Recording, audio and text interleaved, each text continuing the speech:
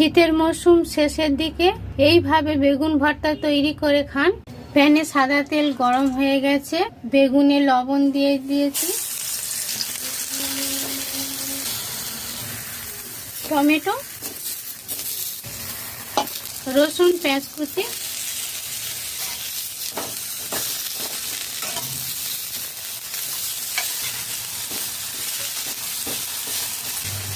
কাঁচা লঙ্কা,